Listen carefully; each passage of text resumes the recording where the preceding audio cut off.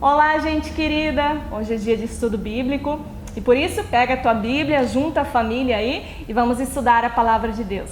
Mas antes de abrir nosso texto de hoje, vamos cantar um hino juntos? E esse hino é bem especial. Ele diz que o nosso coração transborda de amor, porque nós temos um Deus de amor. Mesmo nessa situação difícil que a gente vive, a gente pode ter alegria, porque o nosso Deus não nos abandonou. Ele está conosco e Ele nos ama de forma muito grandiosa. Vamos cantar juntos?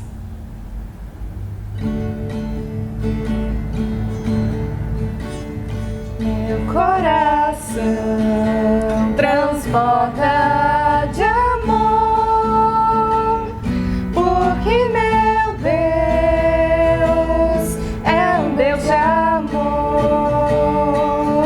Minha alma está repleta de paz, porque Jesus é a minha paz. Eu digo aleluia, aleluia, aleluia, aleluia, aleluia. Eu digo porque eu digo aleluia, aleluia, aleluia, aleluia, aleluia, amém. Meu coração transborda de amor, porque meu Deus é um Deus de amor. Minha alma está repleta de paz, porque Jesus é a minha paz. Eu digo aleluia, aleluia, aleluia, aleluia, aleluia. Eu digo porque eu digo aleluia, aleluia, aleluia, aleluia, aleluia, amém, amém. Boa noite, eu sou o missionário Vanderlei. Há um mês eu e a Jéssica já estamos residindo aqui em Dayal e nós queremos começar com algo que já acontecia sempre, que é o estudo bíblico. E então, a partir de agora, toda quarta-feira, nós vamos gravar um vídeo e enviar para vocês no grupo de estudo bíblico, para que a gente dê continuidade também ao nosso estudo. Não é a maneira como a gente gostaria de iniciar nossas atividades aqui, mas é a situação que a gente tem, que a gente se encontra, e nós esperamos que em breve isso aí tudo passe e a gente possa se encontrar. Muitos de vocês, ou alguns de vocês, a gente já encontrou pessoalmente, e a maioria ainda não, mas em breve Deus vai permitir que a gente possa se encontrar. Então, é um pouquinho diferente, talvez estranho para você participar do estudo bíblico por meio de celular e tudo mais, mas eu peço igual que você abra a tua Bíblia, que tenha a tua Bíblia em mãos, acompanhe os versículos que a gente vai citar. Nós queremos fazer estudos breves, porque senão a gente não pode disponibilizar via celular, via WhatsApp, que se é muito pesado o aplicativo não aceita e tudo mais. Nós vamos começar lendo o texto e fazendo uma breve introdução. Talvez esse estudo vai ser um pouquinho mais longo do que o outro. Segundo o que o Johnny me passou, do estudo que vocês já estavam trabalhando, a partir de Marcos, e nós vamos continuar do versículo 29. Hoje nós vamos ler do versículo 29 até o 34 e depois apontar algumas questões. Lá diz o seguinte, Marcos, capítulo 1, versículo 29 até o 34. Diz assim: E, saindo eles da sinagoga, foram com Tiago e João diretamente para a casa de Simão e André. A sogra de Simão achava-se acamada, com febre, e logo lhe falaram a respeito dela. Então, aproximando-se, tomou-a pela mão e a febre a deixou, passando ela então a servir-os.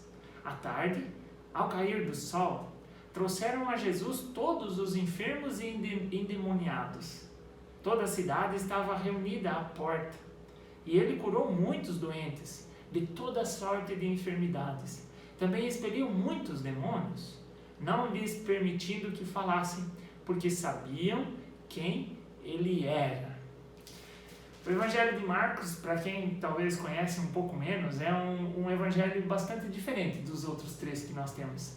Ele é um evangelho bastante sucinto, bastante breve. Ele descreve de uma forma muito mais resumida os acontecimentos que os outros evangelistas descrevem. Por exemplo, se a gente olha lá no versículo 12, vai falar da tentação de Jesus. Antes ainda, no versículo 9, fala que Jesus foi batizado. Já no versículo 16, tudo do mesmo capítulo, ainda do capítulo 1, fala a respeito da vocação dos discípulos. Ali Jesus chama os primeiros 4 discípulos, e isso ainda a gente está no primeiro capítulo. Mas Marcos, apesar de ser breve, ele não deixa de ser profundo, bem pelo contrário.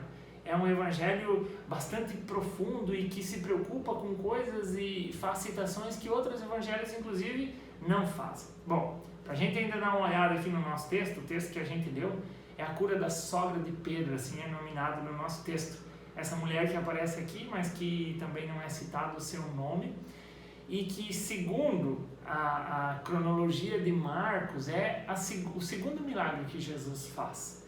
Apenas antes disso, tem a cura de um endemoniado em Cafarnaum, e agora esse momento onde a cura da sogra de Pedro acontece. Bom,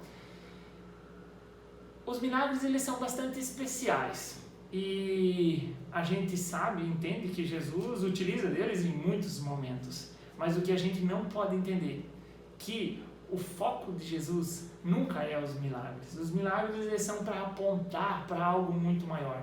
O foco do ministério de Jesus se baseia no ensino, e isso a gente vai ler em vários versículos. Por exemplo, o versículo 21 e 22, anterior ao texto que nós lemos, lá vai falar que ele ensinava com autoridade, que as pessoas ouviam porque ele sabia ensinar muito bem. O versículo 15, ainda anterior ao nosso, diz que o princípio é um anúncio do evangelho que Jesus faz, dizendo: arrependei-vos e crede no evangelho. Versículo 15, isso a gente tem que destacar. Esse sim é o foco do ministério de Jesus, não os milagres, por mais que eles são importantes também. E para nós também é importante lembrar que Jesus é aquele que faz milagres. Agora, quando nós olhamos para o nosso texto, nós vemos que eles saem da sinagoga. Jesus esteve na sinagoga ensinando, e agora eles se dirigem para a casa de Simão e André, e lá acontece esse momento em que Jesus cura a sogra de Simão Pedro. Alguns detalhes bem interessantes aqui, o texto diz no versículo 31, que ele se aproxima dela e toca pela mão. Assim diz o texto, e toca pela mão. Aqui Jesus mostra compaixão, Jesus mostra que se importa. Jesus não podia simplesmente de longe curar ela, mas não, ele se aproxima.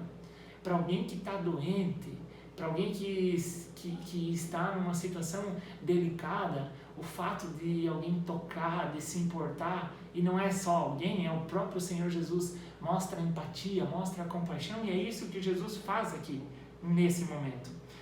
O versículo 30 diz que ela está com febre, mas a melhor tradução aqui, em outras linguagens, inclusive que não é Almeida, vai traduzir que ela está com muita febre. Então era uma doença muito séria, era algo que não se sabe o que é aqui, mas era algo grave, não simplesmente uma febre. E por isso que Jesus é chamado para vê-la e tudo mais. Um outro destaque que eu queria fazer aqui é ainda o versículo 30, quando os discípulos falam a respeito dela. Assim diz o final: e logo lhe falaram a respeito dela. E aqui eu quero dar um destaque bem especial. Os discípulos aqui, incluindo Pedro, eles colocam essa mulher na presença de Deus. Eles falam para Jesus a respeito dela. Eles não dizem o que Jesus deve fazer, não dizem que Jesus deve curar ela, não falam nada disso. mas eles a colocam na presença de Deus.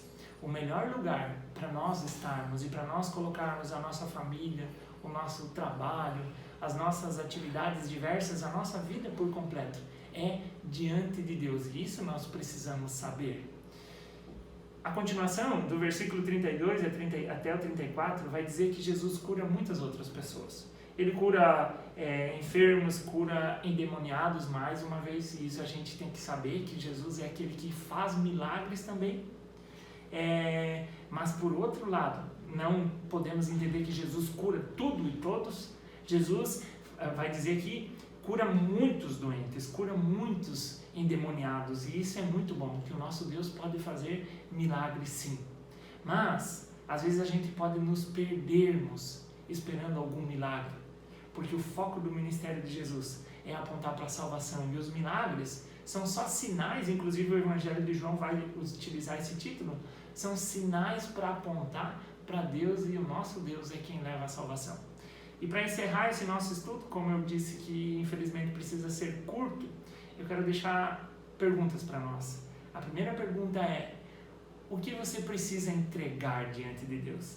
Nós lemos aqui que esses discípulos colocam essa mulher doente diante de Deus.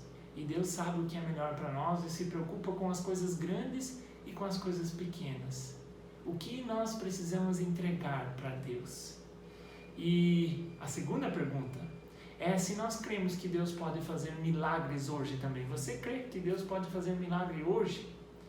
Em meio a essa situação difícil de doença, de pandemia, às vezes a gente desacredita que Deus pode nos livrar, que Deus é aquele que pode cuidar de nós. A gente espera uma cura, numa vacina ou em alguma coisa assim, que queira Deus que venha, isso certamente vai nos auxiliar muito, mas saber que Deus é aquele que faz milagres, conforme descreve esse texto, é muito especial e é confortante para nós, e eu espero que seja para você. Nós queremos encerrar orando. Se você pode também baixar a tua cabeça e fechar os teus olhos, nós queremos orar. Deus, obrigado por essa palavra que podemos estudar mesmo à distância, e porque Tu nos ensinas com cada palavra, com cada ação Tua. Nós agradecemos porque podemos estar aqui com essa comunidade aqui em Dayal, e que Tu abençoa-nos para que possamos nos encontrar em breve, para poder conviver, para poder ter comunhão com irmãos e aprendermos juntos. Em nome do nosso Senhor Jesus Cristo, pedimos que Tu nos ensines também a colocar a nossa vida aos Teus cuidados. Amém. Que Deus abençoe você e, como já dito no começo, agora a cada quarta-feira queremos ter uma breve palavra de estudo bíblico.